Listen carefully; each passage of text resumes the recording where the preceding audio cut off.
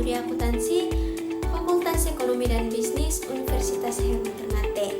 Dan sebelumnya terima kasih kepada Bapak Dr. Suwito SE MSI AK CSRS CSRA selaku dosen pengampu mata kuliah metode penelitian. Nah, di video kali ini saya akan membahas tentang hermeneutika. Apa itu hermeneutika? Tujuan dari hermeneutika, proses pengumpulan data hermeneutika dan penganalisisan data hermeneutika. Kita langsung saja ke pembahasannya. Baik, kita langsung saja ke pembahasannya. Apa itu hermeneutika? Hermeneutika adalah cara filsafat yang mempelajari tentang interpretasi makna. Hermeneutika digunakan untuk mengembangkan penafsiran alegoris terhadap mitos atau tradisi Yunani kuno, serta sebagai metode penafsiran dan filsafat penafsiran dalam keilmuan. Hermeneutika memiliki beberapa definisi yang melengkapi sebagai ilmu interpretasi. Yang pertama, hermeneutika sebagai teori eksegesis Liber. Yang kedua, hermeneutika sebagai metodologi filologi. Yang ketiga, hermeneutika sebagai ilmu pemahaman linguistik.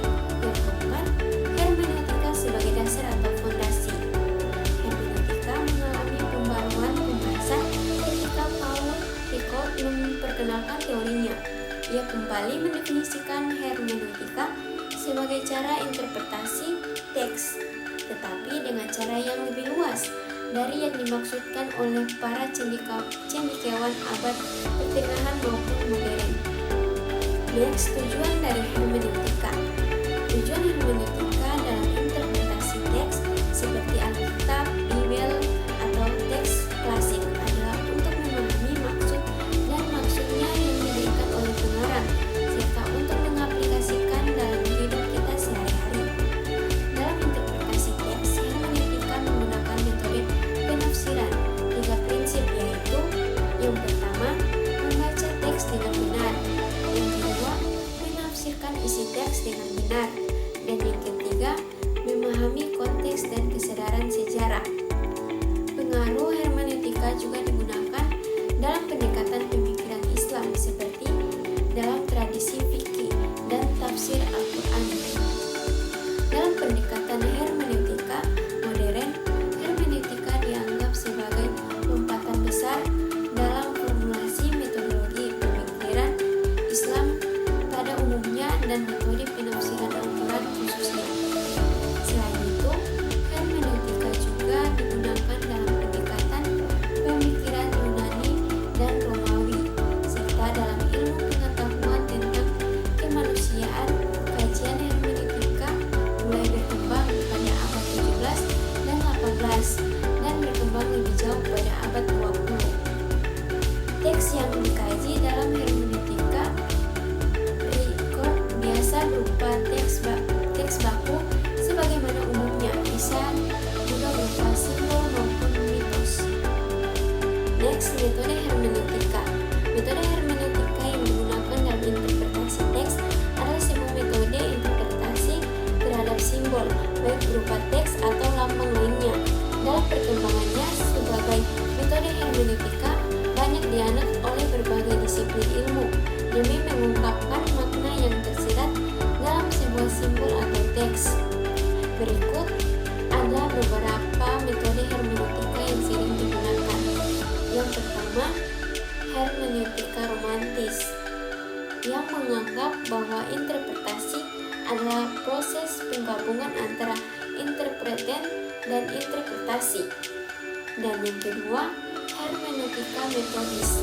Hermeneutika metodis yang menganggap interpretasi sebagai proses pengambilan perspektif dari para pengguna teks.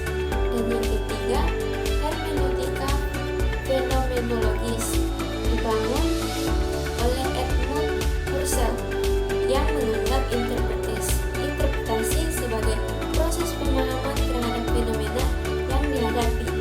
Yang keempat, hermeneutika dialektis, yang menganggap interpretasi sebagai proses penggabungan antara interpreten dan interpretasi. Yang kelima, hermeneutika kritis,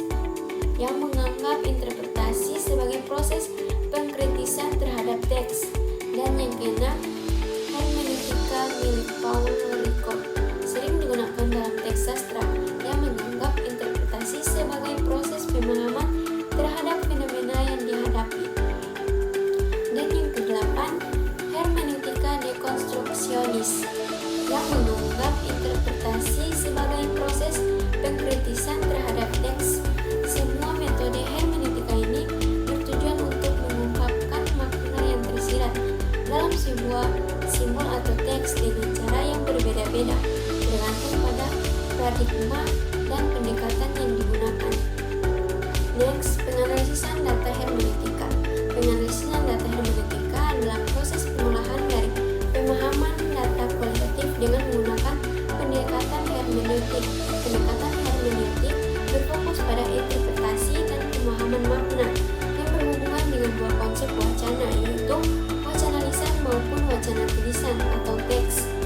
Pada analisis hermeneutika, proses pengolahan data meliputi tahap-tahap sebagai berikut. Yang pertama, pemahaman. Pertama, data dikumpulkan dan dipahami dari segi isi dan konteksnya. Dan yang kedua, penafsiran.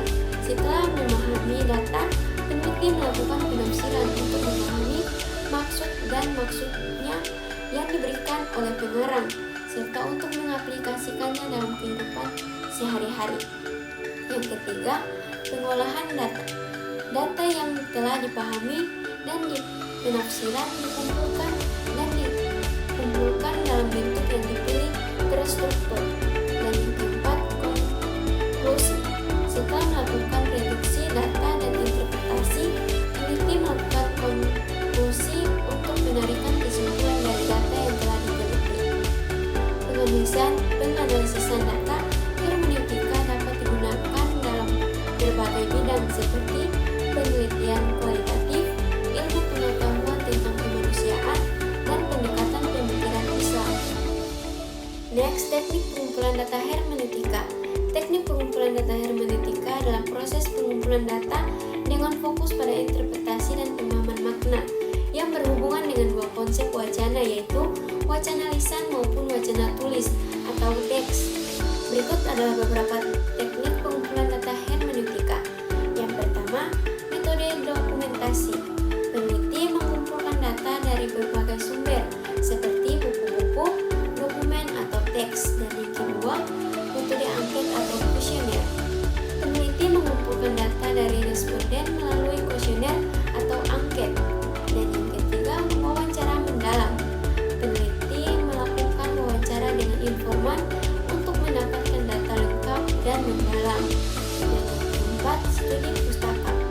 Peneliti mengumpulkan data dari berbagai sumber seperti buku-buku ilmiah, sumber-sumber tertulis, catatan buku, dan media elektronik. Dan yang kelima, dokumentasi. Peneliti mengumpulkan data dari berbagai sumber seperti catatan peristiwa yang sudah berlalu yang dapat merubah tulisan, gambar, atau karya-karya monumental dari seseorang. Setelah data dikumpulkan, peneliti akan melakukan pengolahan data seperti mereduksi data, memperlihatkan data, dan membuat kesimpulan atau penarikan kesimpulan dari data yang telah diteliti. Baik, itu saja pembahasan dari saya tentang metode hermeneutika. Kurang dan lebihnya saya mohon maaf.